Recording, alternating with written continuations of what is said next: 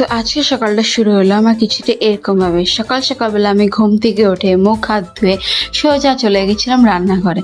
যেহেতু সকালবেলা আমার ডেইলি রুটিন থাকে যে আমার ব্রেকফাস্ট আমার নিজেরই বানাতে হয়, মা আমার ব্রেকফাস্ট বানিয়ে দেয় না। যেহেতু ফ্যান্সি রকমভাবে খাবার দাবার একমাত্র আমিই পারি বানাতে, মার দ্বারা এসব হয় না। তো এই জন্য দেখো আমি চলে এসেছি রান্নাঘরে, আর এখানে আমি সোজা বানাতে চলে এসেছি আমার জন্য ম্যাগি। তো ম্যাগিটা বানানোর আগে আমি এখানে সবজি বয়েল করে নিয়েছিলাম, সব আমার পছন্দের মতন সবজি কেটে। যে কোনো সবজির মধ্যে দিয়েছি আমি আলু, বিন, গাজর, টমেটো, ফুলকপি, আর তার আগে আমি পেঁয়াজ লঙ্কাও দিয়েছিলাম, যেটা বলতে ভুলে গেছি। তো প্রথমে পেঁয়াজ লঙ্কা দিয়ে একটু ভালো করে ভেজে নিয়েছিলাম, তারপরে বয়েল সবজিগুলো দিয়েছি। বয়েল সবজিগুলো দিয়ে নেড়ে চেড়ে ভালো করে ভেজে নিয়েছি।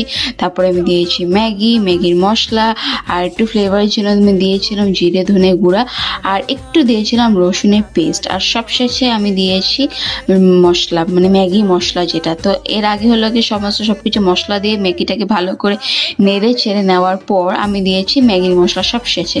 আর তারপরে আমি দিয়েছি ধনে পাতা একদম লাস্টে দিয়েছি।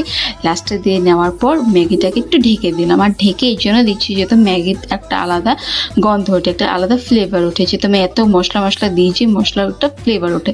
তো তারপরে দেখো একটু ঢাকা দেওয়ার পর আমি একটু প্লেটে বেরিয়ে নিলাম, আর একটু রেখে দিয়েছি কড়াইতে। এটা মা পাপার জন্য, ওরা একটু টেস্ট করবে আমার হাতে বানানো। পাপা হলো কি খেতে খুব ভালোবাসে আমার হাতের জিনিস, তো এই জন্য পাপার জন্য রেখেছি। আর এখানে আমি সাথে নিয়ে নিয়েছি 1 কাপ আমার গ্রিন টি, এটা আমার সবসময় লাগে। তো চলো এখন আমি বসে বললাম আমার ব্রেকফাস্ট করতে। তো আমি আমার ফার্স্ট বাইট আমি টেস্ট করে ম্যাগিটাকে দেখে আমি নিজেই প্রেমে পড়ে গেলাম। মানে আমার এত টেস্ট হয়েছে ম্যাগিটা খেতে যে কী বলবো। মানে তোমরাও এরকম বাড়িতে বানিয়ে টেস্ট করতে পারো, খেতে কিন্তু খুবই দারুণ লাগে।